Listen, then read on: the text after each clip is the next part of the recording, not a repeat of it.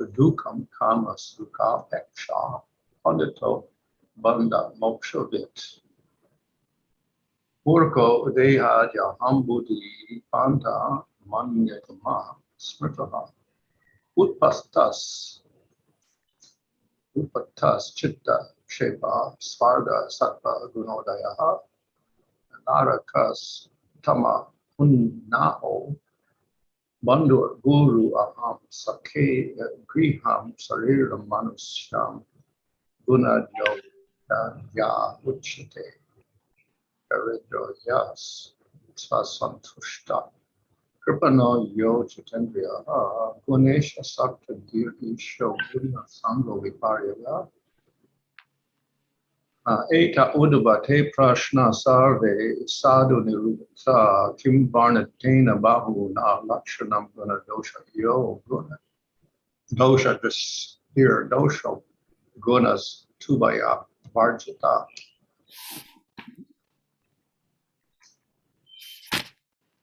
Translation. Natural opulence is my own nature as the personality of Godhead, through which I exhibit the six unlimited opulences. The supreme gain in life is devotional service to me. And actual education is nullified in the false perception of duality within the soul. Real modesty is to be disgusted with improper activities, and beauty is to possess good qualities such as detachment. Real happiness is to transcend material happiness and unhappiness, and real misery is to be implicated in searching for sex pleasure. A wise man is one who knows the process of freedom from bondage, and a fool is one who identifies with his material body and mind. The real path in life is that which leads to me, and the wrong path is sense gratification, by which consciousness is bewildered. Actual heaven is the predominance of the mode of goodness, whereas hell is the predominance of ignorance. I am everyone's true friend, acting as the spiritual master of the entire universe, and one's home is the human body. My dear friend, Uddhava, one who is enriched with good qualities, actually said to be rich, and one who is unsatisfied in life is actually poor. A wretched person is one who cannot control his senses, whereas one who is not attached to sense gratification is a real controller. One who attaches himself to sense gratification is the opposite, slave. Thus, Uddhava, I have elucidated all of the matters about which you inquired. There is no need for a more elaborate description of these good and bad qualities, since to constantly see good and bad is itself a bad quality. The best quality is to transcend material good and evil.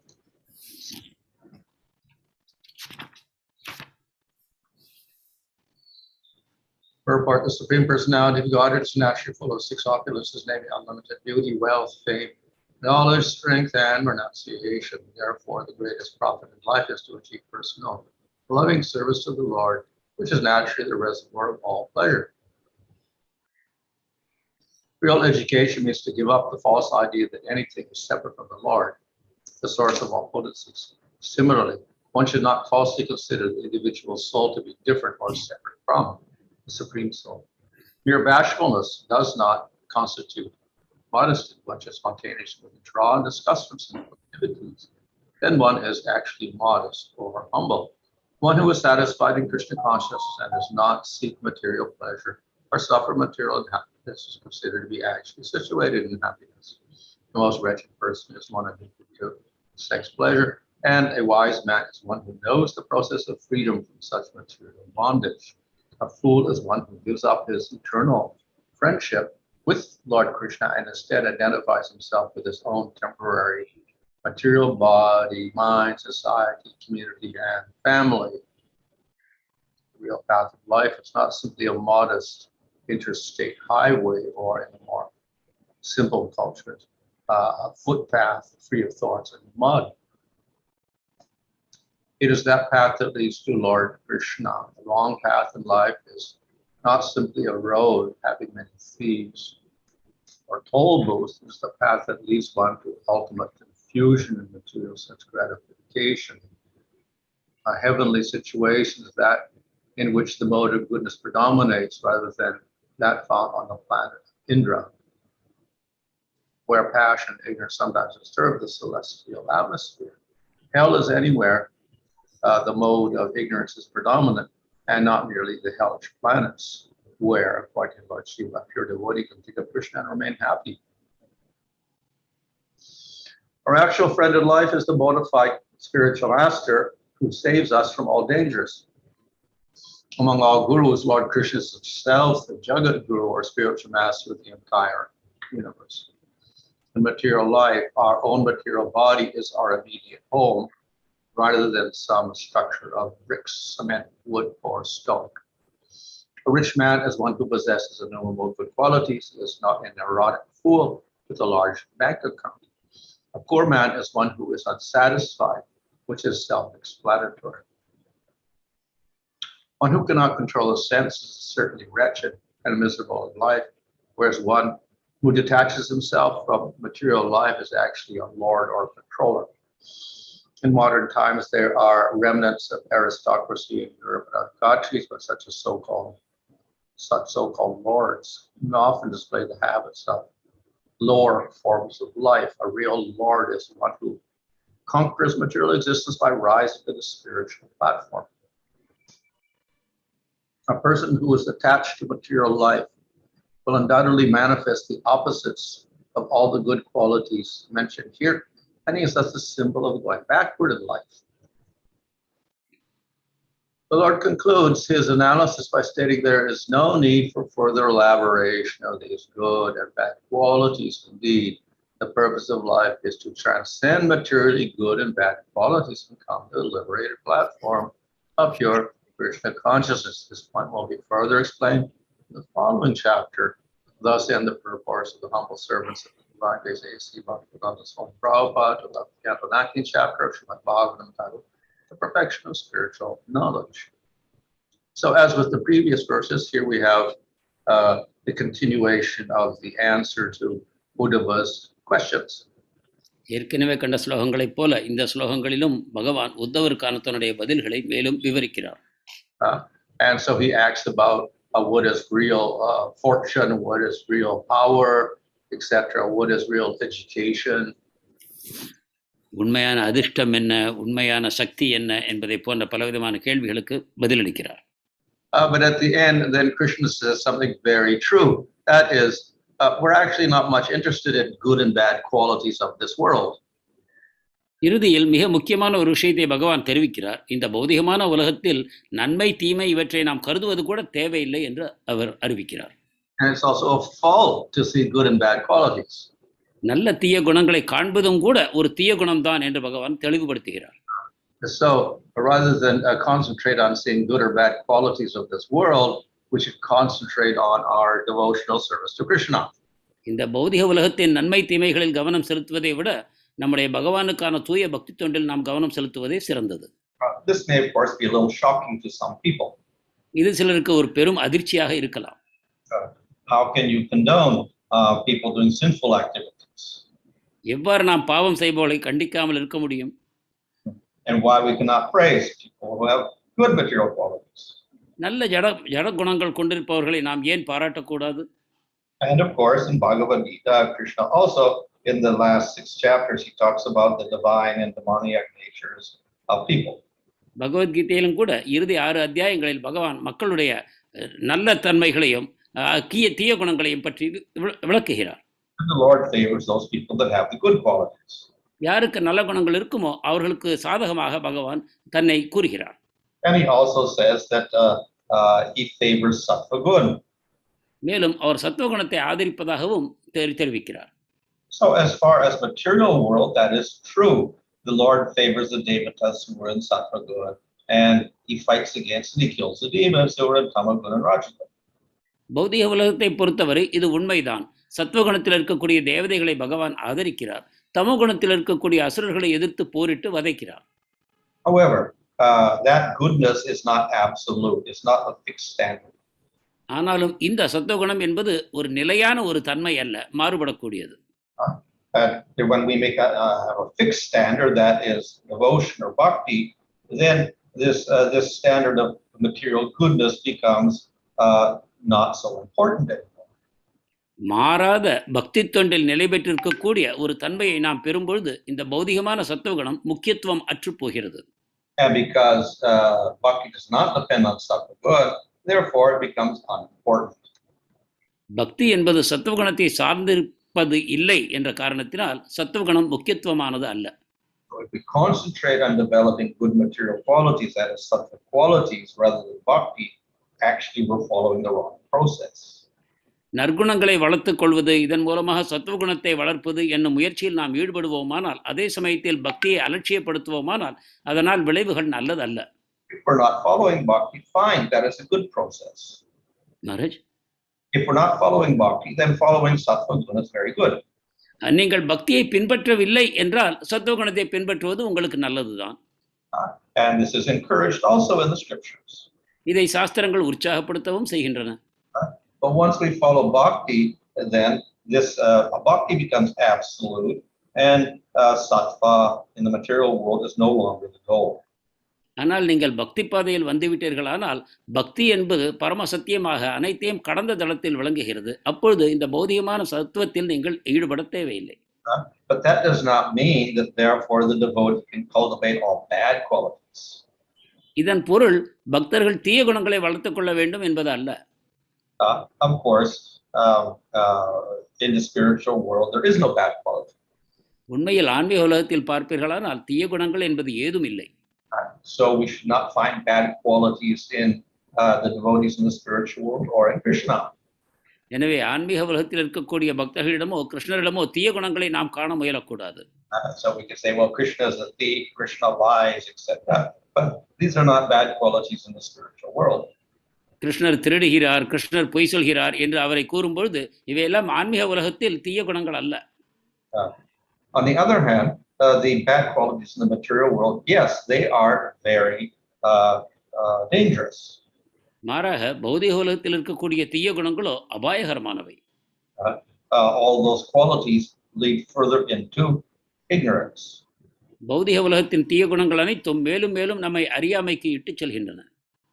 So definitely cultivating bad qualities in the material world is not favorable for developing bhakti. எனவே பௌதிக உலகத்தில் தீய குணங்களை வளர்த்துக் கொள்வது நிச்சயமாக பக்திக்கு சாதகமாக அமையாது. If we're practicing bhakti, then our main intention is to give up all self-interest and please the Lord.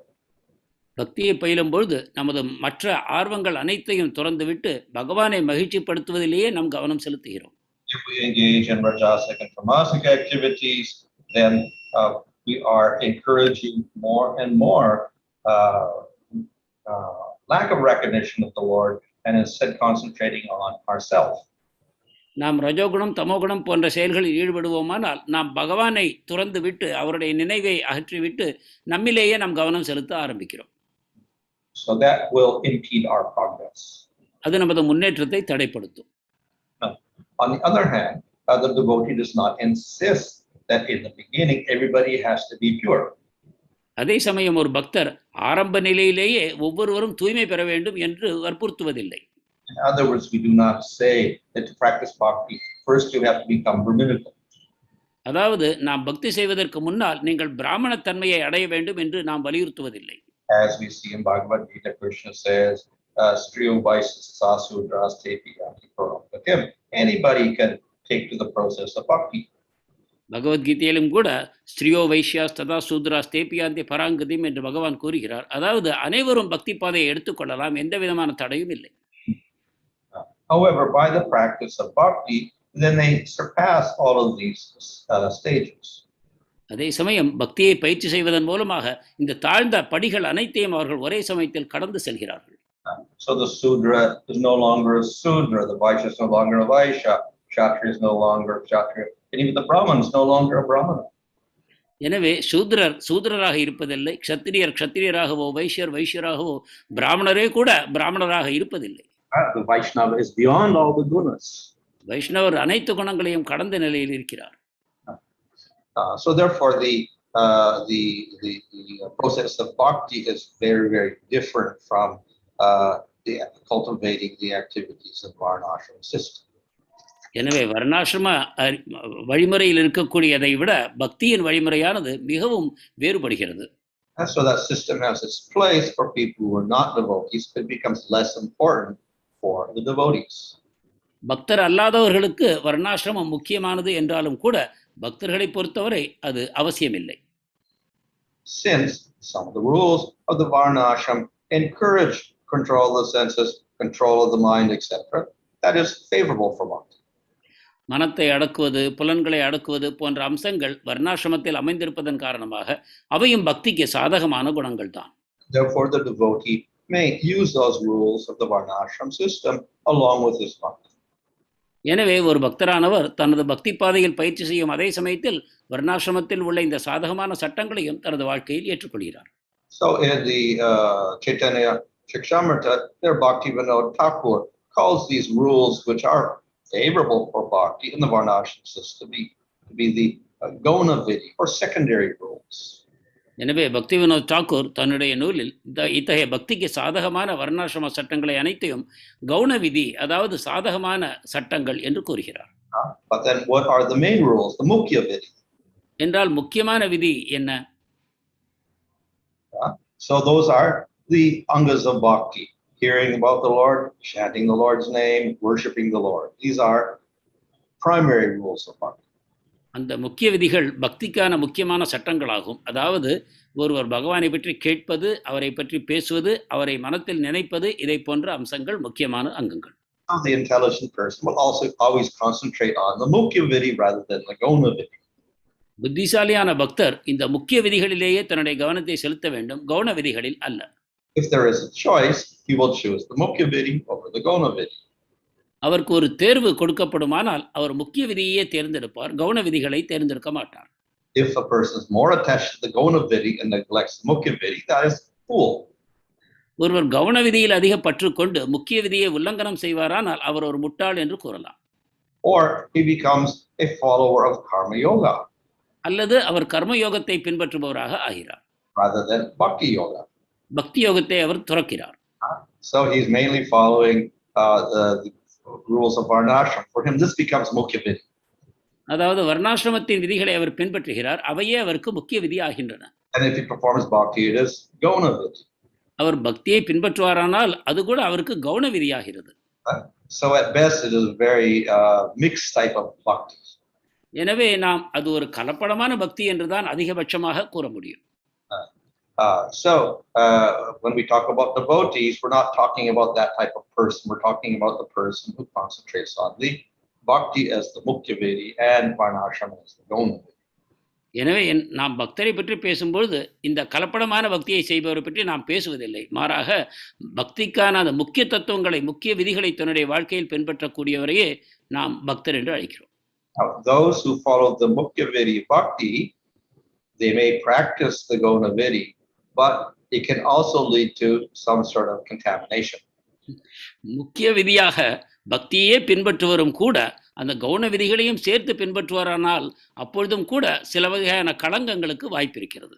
So this is what we call mixed bhakti. இதைத்தான் நாம் கலப்பட பக்தி என்று கூறுகிறோம். So if we perform the rules of varnashram and we have some mixture of material desires there also, then we get karma misra bhakti. நாம் வர்ணாசிரமத்தை பின்பற்றுகிறோம், அதே சமயத்தில் பௌதிகமான சில ஆசைகளையும் வைத்துக் கொண்டிருக்கிறோம். அப்படியானால் அது மிஸ்ர பக்தி ஆகிறது, கர்ம மிஸ்ர பக்தி.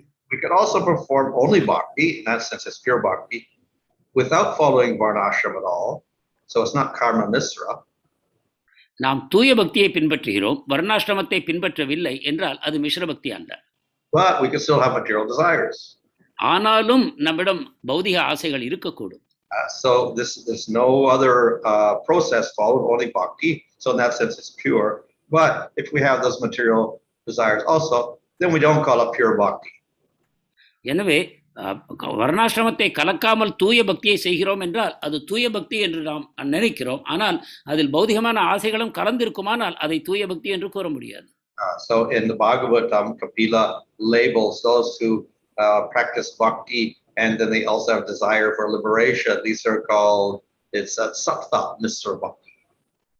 எனவேதான் கபிலதேவர் கூறுகிறார், இவ்வாறு ஒருவர் பக்தியை பயிற்சி செய்கிறார், ஆனாலும் கூட முக்தி அடைவது போன்ற பௌதிகமான ஆசைகள் அவருக்கு இருக்கிறது என்றால் அதை சத்வ மிஸ்ர பக்தி என்று அழைக்கிறார். And those who don't follow varna ashram only do bhakti, but they have material desires to fulfill the bhakti. There's rajaguna bhakti. அவர் அத்தகைய பக்தர்களுக்கு வர்ணாசிரமத்தை பின்பற்றவில்லை, ஆனாலும் பௌதிகமான ஆசைகள் அவருக்கு இருக்கின்றன, அத்துடன் அவர் பக்தி செய்கிறார் என்றால் அதை ரஜோகுண பக்தி என்று கூறுகிறார். And those who practice bhakti with destructive intent, that's called tamaguna bhakti. பக்தியை பயிற்சி செய்யும் அதே சமயத்தில் தீய அழிப்பு நோக்கம் அவரிடம் இருக்கும் என்றால் அதை தமோகுண பக்தராக கூறப்படுகிறார். So even if one performs that bhakti, gradually they become a little purified. இத்தகைய பக்தியை பயிற்சி செய்பவரும் கூட படிப்படியாக தூய்மை அடைகிறார். But they don't reach the stage of pure bhakti automatically by that. ஆனால் இந்த வழிமுறையின் மூலமாக அவர்கள் தூய பக்தியை இயற்கையாகவே அடைவதில்லை. So similarly, those who mix the bhakti with the angas of karma yoga in a minor way, gauna vidhi, still, and they have material desires, that also is not preferable. அதே போல பக்தியுடன் கூட கர்மங்களை செய்து கொண்டு அதை கலப்படமாக செய்யக்கூடியவர்களுக்கும் கூட அந்த தூய பக்தி நிலை அல்ல. But those who practice bhakti as the mukya vidhi and the varna ashram as gauna vidhi, and they don't have the material desires there, then that is equivalent of pure bhakti. பக்தியை முக்கிய விதியாக பின்பற்றி வர்ணாசிரமத்தை கவுன விதியாக பின்பற்றி அதே சமயம் பௌதிகமான ஆசைகளும் அவருக்கு இல்லாமல் இருக்குமானால் அதை நாம் தூய பக்தி என்று கூறலாம். So this is the normal system that is followed in India, where people follow the varna ashram and also do bhakti, but they don't have material desires. இந்த வழிமுறை தான் இந்தியாவில் முக்கியமாக பின்பற்றப்பட்டு வந்தது. அதாவது ஒருவர் வர்ணாசிரமத்தை பின்பற்றுகிறார், பக்தியையும் செய்கிறார், அதே சமயத்தில் பௌதிகமான ஆசைகள் அற்ற நிலையில் இருக்கிறார். And then a few, they will give up the varna ashram system completely and renounce household life, etc. These are called the nirapeksha devotees.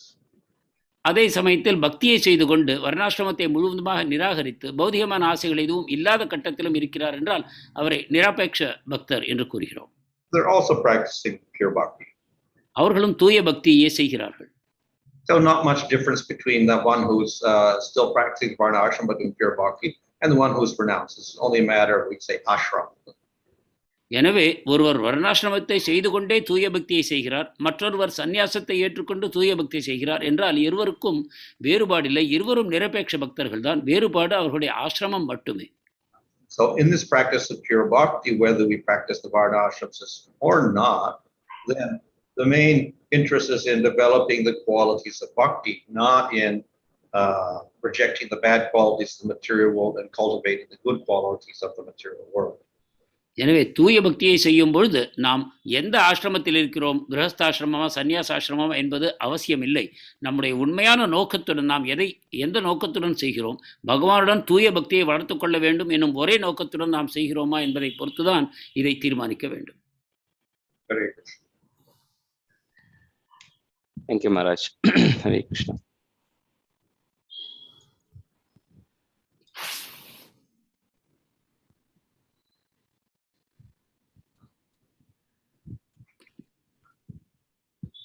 Hare Krishna, Maharaj. I see a question here.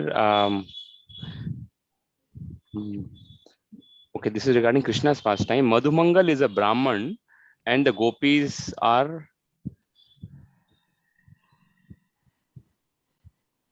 cowherd women.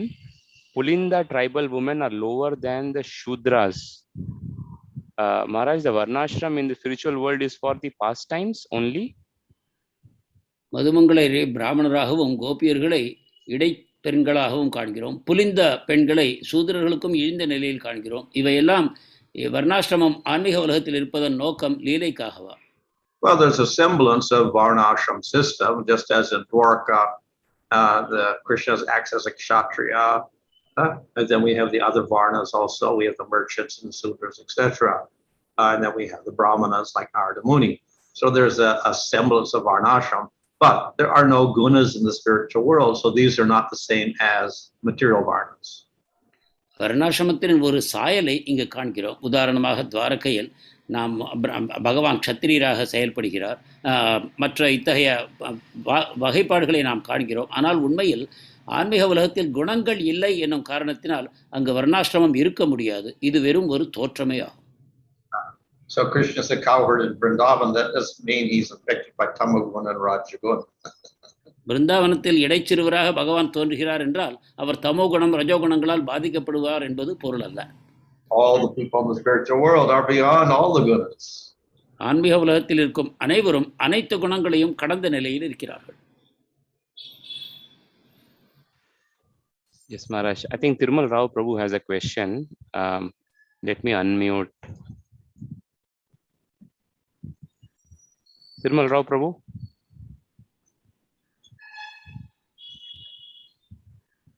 Dhanavad pranams, Guru Maharaj. Guru Maharaj, when we talk about discriminating between bad and good, how does the category of do's and don'ts fall? They are also something like bad and good. How do we discriminate these do's and don'ts? How to understand this point of? நன்மை தீமைகளை பகுத்து பார்க்க தேவையில்லை என்று பகவான் கூறினார். ஆனால் நாம் செய்ய வேண்டியவை செய்யக்கூடாதவை என்ற விஷயங்களை நாம் காண்கிறோம். இவற்றை எவ்வாறு நாம் செய்வது? Well, in the process of bhakti, especially for the madhyamadhikari, he makes distinctions. பக்தியை பொறுத்தவரை ஒரு மத்தியம அதிகாரி வேற்றுமைகளை காணத்தான் செய்கிறார். So he distinguishes the demon from the devotee, and he distinguishes the kanishta from the madhya from the uttama.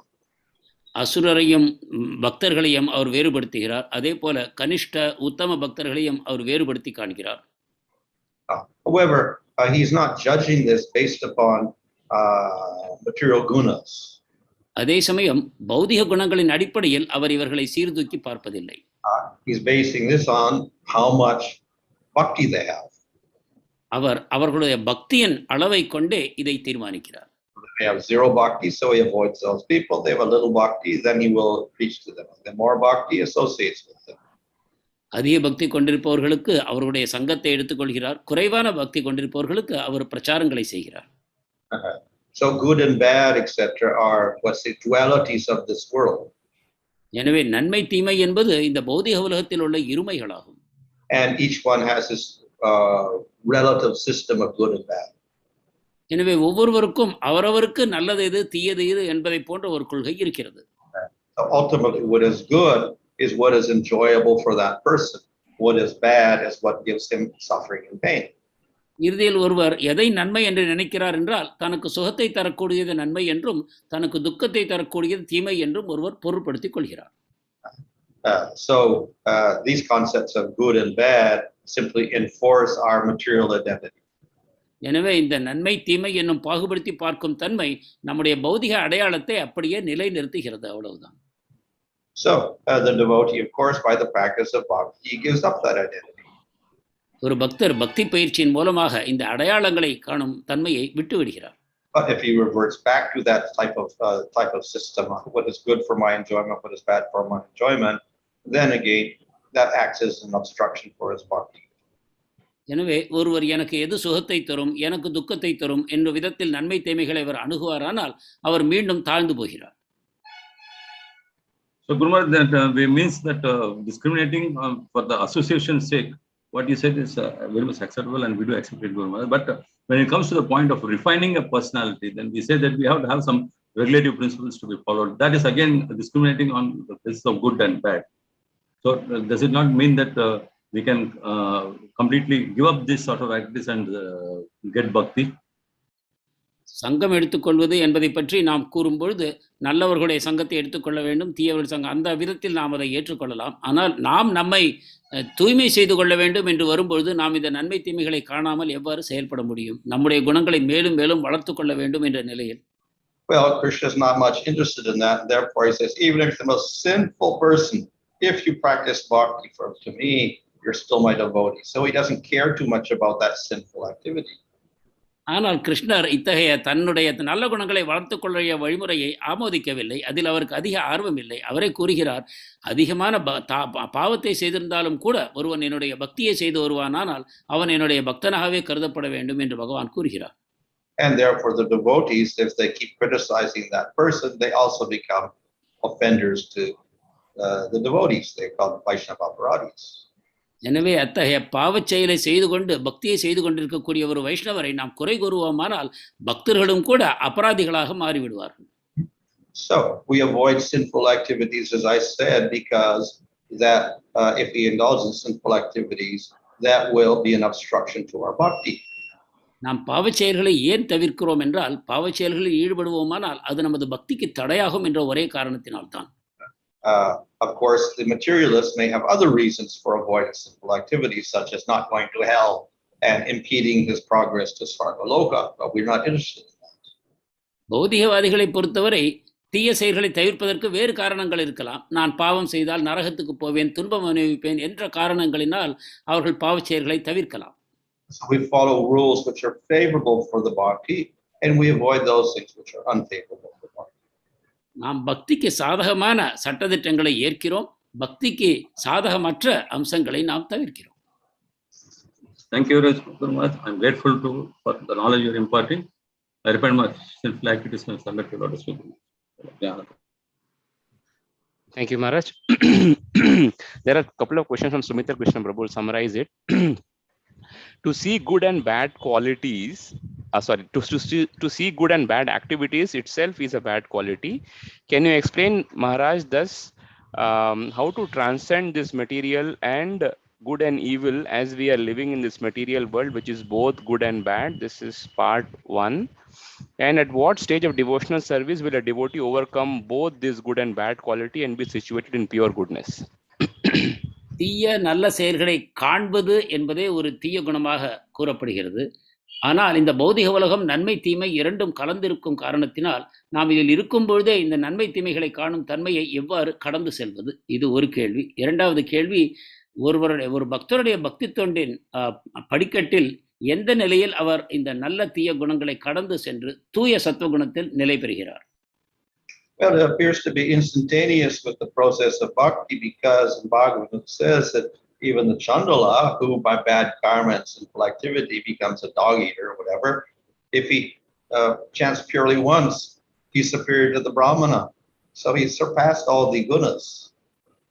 பக்தியின் மூலமாக இந்த தன்மை உடனடியாக எய்தப்படுவதாக நமக்கு தோன்றுகிறது. ஏனென்றால் ஒரு சண்டாளரும் நாயை அடித்து உண்பவரும் கூட பகவானுடைய புனித நாமத்தை தூய விதத்தில் ஒருமுறை சொன்னாலும் கூட பிராமணரையும் கடந்த தன்மையை அடைகிறார் என்று நாம் காண்கிறோம். Of course, Bhagavad Gita also says Saguna Samati Chaitan, one surpasses the gunas by practicing bhakti. Bhagavad Gita என்ன கூறுகிறது என்றால் பக்தியை பயிற்சி செய்வதன் மூலமாக ஒருவர் 3 குணங்களையும் கடந்த நிலையில் உன்னத தன்மையை அடைகிறார் என்று கூறுகிறது. Ajamil didn't practice bhakti, he named the son Narayana and all of his karmas were gone. ஆனால் அஜாமலனோ பக்தி பயிற்சியே செய்யவில்லை, நாராயணர் என்ற நாமத்தை மட்டும் ஒருமுறை கூறினதனால் அவர் தூய்மை அடைந்தார்.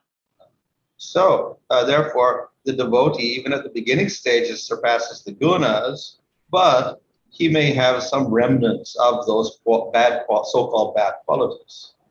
எனவே ஆரம்ப கட்டத்திலேயே ஒரு பக்தரானவர் தூய்மையை அடைந்து நன்மை தீமைகளை கடந்து செல்கிறார். ஆனாலும் கூட சில அதன் சாயல்கள் அவரிடம் தோன்றக்கூடும். But the devotees tolerate those, let's say, shadow bad qualities. இந்த தீய குணங்களின் சாயல் நிழல் தன்னிடம் தோன்றுவதை ஒரு பக்தர் சகித்துக் கொள்கிறார். However, if a person pretends to be a devotee, and then that's not the same thing. ஆனால் ஒரு பக்தராக ஒருவர் நடிக்கிறார் என்றால் அது இதன் தரத்தில் வராது. That becomes an aparada also, and therefore he cannot advance in bhakti. அது ஒரு அபராதமாகும். எனவே அவர் பக்தியில் முன்னேற வாய்ப்பில்லை. So the practice of bhakti helps us remove all of the anarthas, all of the bad qualities. பக்தி பயிற்சி நம்முடைய அனர்த்தங்கள் அனைத்தையும் தீய குணங்கள் அனைத்தையும் நீக்க வல்லது. And whatever remains as simply a shadow. நம்மிடம் எது மீதம் இருக்குமோ அது ஒரு நிழல் தான். This question is from Jivan Gaur Hari Prabhu.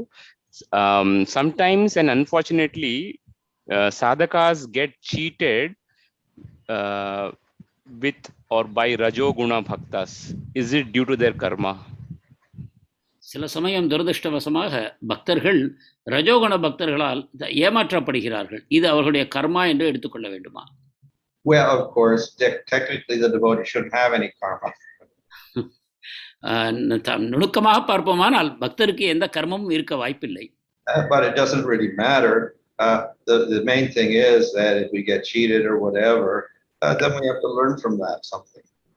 அதை பற்றி கவலைப்பட தேவையில்லை. முக்கியமாக நமக்கு ஏதாவது தீமை நடந்தது என்றால் அதிலிருந்து என்ன பாடம் நமக்கு இருக்கிறது என்பதை நாம் உணர்ந்து கற்றுக்கொள்ள வேண்டும். One is from Vinod Venkateshan from YouTube. If we give our earned money to the Lord or devotees, is that karma mishra bhakti or is it accepted as pure bhakti? நம்முடைய வருமானத்தை பக்தர்களுக்கும் பகவானுக்கும் வழங்கும் பொழுது அது கர்ம மிஸ்ர பக்தியா அல்லது தூய பக்தியா? Well, if we're giving because we want to get punyas, material punyas, then it's karma mishra bhakti. If we're giving because we like to serve devotees of the Lord, fine, then it is pure bhakti. நீங்கள் அவ்வாறு நன்கொடை தரும்பொழுது அதனால் புண்ணியம் வர வேண்டும் என்று நீங்கள் நினைப்பீர்களானால் அது கர்ம மிஸ்ர பக்தி ஆகும்.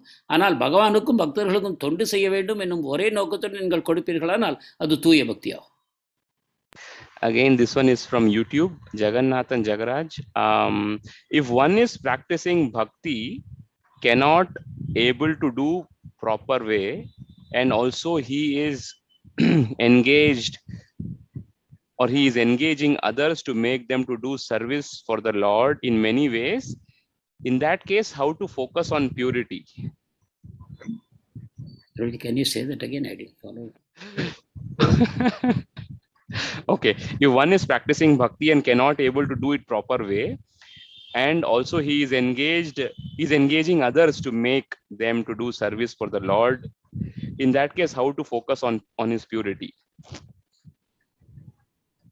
ஒருவர் சரியாக பக்தி சாதனை செய்யவில்லை, அதே சமயத்தில் மற்றவர்களை பகவானுடைய சேவையிலும் ஈடுபடுத்தி கொண்டிருக்கிறார் என்னும் பட்சத்தில் அவர் தன்னை எவ்வாறு தூய்மை செய்து கொள்வது? Well, if we have some impurity in our devotional service, of course, the first step is we recognize that. நம்முடைய பக்தியில் சில குறைபாடுகள் இருக்கிறது என்றால் அதன் முதல் படி நம்மிடம் அது இருக்கிறது என்பதை உணர்வதுதான். And then we should aim for pure bhakti. அதன் பிறகு நாம் தூய பக்திக்கு லட்சியத்தை கொண்டு முன்னேற வேண்டும். And the best method of doing that is to associate with devotees who are doing pure bhakti. அதை செய்ய சிறந்த வழி தூய பக்தியை செய்யக்கூடிய இதர பக்தருடைய சங்கத்தில் வருவதுதான்.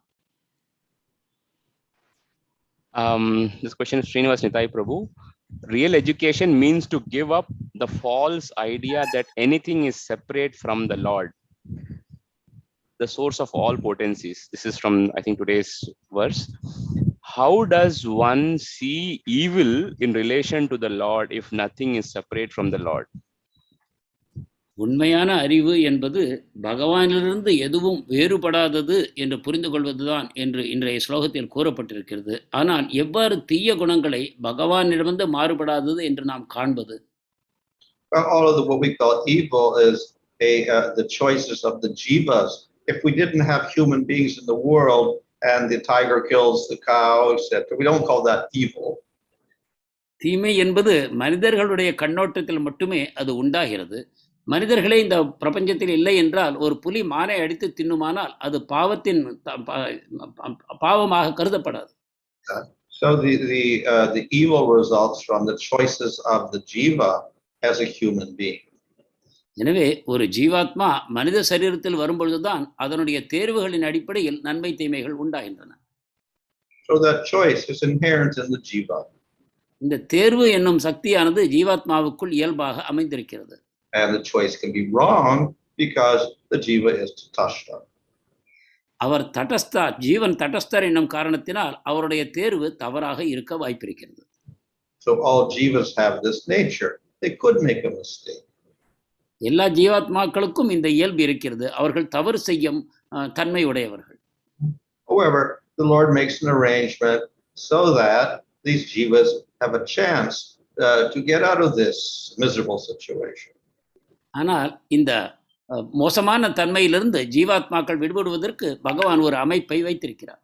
So if they take the path of bhakti, then they get beyond this material world and they go to the spiritual world. பக்தி பாதையை அந்த ஜீவாத்மாக்கள் ஏற்றுக்கொள்வார்களானால் இந்த பௌதிக தளத்திலிருந்து விடுபட்டு ஆன்மீக தளத்தை அவர்கள் அடைகிறார்கள். And though they are still tatashta, when they get prema, then they no longer make any bad choices. அவர்கள் தடஸ்தர் என்ற தன்மை எப்பொழுதும் நீங்க போவதில்லை. ஆனாலும் கூட அவர்கள் தூய பக்திக்குள் அவர்கள் செல்லும் பொழுது அவர்கள் மீண்டும் தவறு செய்வதற்கான வாய்ப்புகள் இல்லாமல் போகின்றன. In today's verse, Maharaj is mentioned, a learned person is he who knows how to be liberated from bondage, not he who lectures on scriptures. Can you please elaborate on this? ஒரு கல்விமான் என்பவர் கட்டிலிருந்து விடுபட அறிந்தவர் என்பது பொருள். மாறாக சாஸ்திரங்களை பற்றி உபதேசிப்பவர் அல்ல. இதை விளக்க வேண்டும். Well, knowing scriptures is nice, but one, we should know which are the more important scriptures. சாஸ்திரங்களை அறிந்திருப்பது மட்டுமல்ல, சாஸ்திரங்களில் எவை முக்கியமானவை என்பதும் ஒருவருக்கு தெரிய வேண்டும். So we preach about karma yoga or karma kanda, then that is, we say, second class. கர்ம யோகத்தையோ கர்ம காண்டத்தையோ நாம் உபதேசம் செய்வோமானால் அது இரண்டாம் தரமானது. Or if we preach the knowledge, but we don't encourage people to practice so that they can get free of the material world, then again, the knowledge is not so useful. மேலும் ஞானத்தை வழங்குகிறோம், ஆனால் பௌதிக கட்டிலிருந்து எவ்வாறு விடுபடுவது, அதற்கான செயல்முறைகள் என்ன என்பதை நாம் கற்றுக் கொடுக்க தவறுகிறோம். அப்படியானாலும் கூட அது பௌதிகமானதுதான், அதனால் பயனில்லை.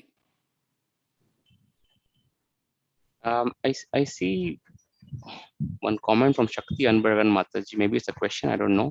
Says key difference between karma mishra bhakti and raga nuga bhakti, both seems to be similar actions. கர்ம மிஸ்ர பக்திக்கும் ராகானுக பக்திக்கும் உள்ள முக்கியமான வேற்றுமை என்ன? இரண்டும் ஒரே வகையான செயல்பாடுகள் இருப்பதாக தோன்றுகிறது. Well, karma mishra bhakti, we mix the activities of varnashram. Raganuga bhakti, generally we don't even think about varnashram. கர்ம மிஸ்ர பக்தியில் வர்ணாசிரமத்தின் செயல்பாடுகளை கலப்படமாக செய்யக்கூடிய பக்தி, ராகானுக பக்தியில் வர்ணாசிரமத்தை பற்றி நாம் நினைப்பது கூட இல்லை. They're only thinking of serving Krishna in the spiritual world. Raganuga பக்தர்கள் ஆன்மீக உலகத்தில் பகவானுக்கு எவ்வாறு சேவை செய்வது என்பதை மட்டுமே மனத்தில் கொண்டிருக்கிறார்கள். There is one last question, Maharaj, from Srinivas Nitai Prabhu. Among all gurus, Lord Krishna himself is a Jagat Guru, or the spiritual master of the entire universe. How do we apply this statement when there are other forms of guru? How do we distinguish between Krishna acting as guru and the guidance from others? கிருஷ்ணரே அனைத்து குருக்களிலும் சிறந்த ஜகத்குரு என்று கூறப்படுகிறார். ஆனால் நாம் பல வகையான குருக்கள் இருப்பதை பார்க்கிறோம். அதில் அனைவரையும் எவ்வாறு நாம் கிருஷ்ணராக காண்பது? So Krishna is guru, or the ultimate guru, simply because of his place. He is Ishvara, everybody else is Jiva. கிருஷ்ணரே தான் ஜகத்குரு என்று கூறும் பொழுது அவரே மிக உன்னதமான தளத்தில் இருக்கிறார், மற்ற ஜீவாத்மாக்கள் எல்லாம் அவருக்கு கீழே இருக்கின்றன என்னும் கருத்தில் கூறப்படுகிறது. And all other gurus in the material world do not exist if Krishna does not exist. மற்ற பௌதிக உலகத்தில் உள்ள குருக்களும் கூட கிருஷ்ணர் இல்லாவிட்டால் அவர்களும் இருப்பதற்கு வாய்ப்பில்லாமல் போகும். Nevertheless, Krishna usually acts through the devotees in the material world. ஆனாலும் கூட அந்த பௌதிக உலகத்தில் இருக்கக்கூடிய பக்தர்களின் வாயிலாகத்தான் பகவான் நமக்கு உதவி அளிக்கிறார். So therefore, we have to select and serve those gurus. எனவே அந்த குருவை நாம் தேர்ந்தெடுத்து சேவை செய்ய வேண்டும். Hare Krishna. Thank you so much, Maharaj. Dandat pranam. Grantaraj Srimad Bhagavatam ki jai, Jagat Guru Srila Prabhupada ki jai. Sunas Bhanaswami Maharaj ki jai. Gop Premanande Hari Hari Bol. Devotees, please stay back for an important announcement.